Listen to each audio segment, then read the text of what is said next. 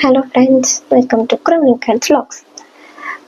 இந்த 3 டாட்டில் இந்த மாதிரி கப் ஷேப் பர்ஃபெக்டாக கொண்டு வரதுக்கு நான் ஒரு ஐடியா கொடுக்குறேன். இது பேர் ஹேம் சொல்லுவோம். இது வந்துட்டு ஆக்சுவலி நானே மேக் பண்ணேன். ஆன்லைனில் இது ரேட் ரொம்ப ஜாஸ்தி இருக்குது. இது உங்களுக்கு எப்படி மேக் பண்ணணும்னா கமெண்ட் பண்ணுங்கள், உங்களுக்கு எப்படின்னு சொல்லித்தரேன். இது மேலே இது மாதிரி வச்சு ஃபஸ்ட்டு ஹேண்டில் ஜஸ்ட் ஒரு நார்மல் ப்ரெஸ் பண்ணிக்கோங்க. அதுக்கப்புறம் அயன் பாக்ஸ் எடுத்து ஒரு டாட்லேயும் டீப்பாக இந்த மாதிரி அயன் பண்ணிக்கோங்க. ஸோ இந்த மாதிரி அயன் பண்ணும்போது அது நல்லா ப்ரெஸ் ஆகிறது மூலமாக அந்த ஷேப் அப்படியே சஸ்டெயினாக இருக்கும். ஸோ இப்போ இந்த 2 டாட் பண்ணியாச்சு. இப்போது இந்த 3வது டாட் இதையும் நல்லா டீப்பாக இந்த மாதிரி ப்ரெஸ் பண்ணிவிட்டு அதுக்கப்புறம் மேலே நம்மளோட அயன் பாக்ஸில் ஸ்டீம் இருக்குது. ஸோ ஸ்டீம் வச்சு நீட்டாக இந்த மாதிரி ப்ரெஸ் பண்ணிக்கணும். ப்ரெஸ் பண்ணதுக்கப்புறம் பார்த்தீங்கன்னா ஷேப் பர்ஃபெக்டாக இருக்கும். இந்த கப் இருக்கிறனாலன்னு இல்லை, இது உள்ள கப்பே இல்லை, பார்த்தாலே தெரியுது. இதை நான் ரிமூவ் பண்ணிவிட்டேன். இதை எடுத்ததுக்கப்புறமும் நீட்டாக இந்த மாதிரி கப் ஷேப்ஸ் இருக்கும். ஸ்டிச் பண்ணதுக்கப்புறமும் இது அப்படியே சஸ்டெயினாக இருக்கும். தெரியுதா? இந்த ரவுண்ட் ஷேப் இது லைட்டாக மடங்கிடுச்சு.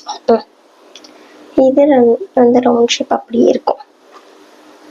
ஸோ இந்த மாதிரி இதை யூஸ் பண்ணி 3 டாட்டையும் பிரின்சஸ் மாதிரி பர்ஃபெக்ட் ஷேப்பாக பர்ஃபெக்ட் ரவுண்ட் கப் சைஸ். இதே என்னோட சைஸ் இல்லை, என்னோட கஸ்டமருக்கு நான் பண்ணிகிட்ருக்குது. அவங்களோட சைஸுக்கு கரெக்டாக பண்ணுறது. ஓகே, கப் ஷேப் நீட்டாக பர்ஃபெக்டாக இருக்குது. இப்போது இன்னொரு டிப்ஸ், லைக் இப்போது இது நல்ல டீப் நெக் பார்த்தீங்கன்னா தெரியும். இது கொஞ்சம் ஷேப் மாறி இருக்கு. ஏன்னா நம்ம இங்கே டாட் பிடிக்கும் போது இங்கே அதுக்கப்புறம் வேஸ்ட் பேண்ட் அட்டாச் பண்ணும்போது ஷேப் மாறும்.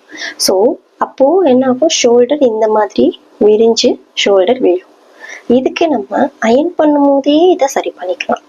எப்படின்னா ஃபஸ்ட்டு இந்த பக்கம் டீப்பாக அயன் பண்ணுங்க. அயன் பண்ணி ஸ்டீம் கொடுத்துக்கோங்க.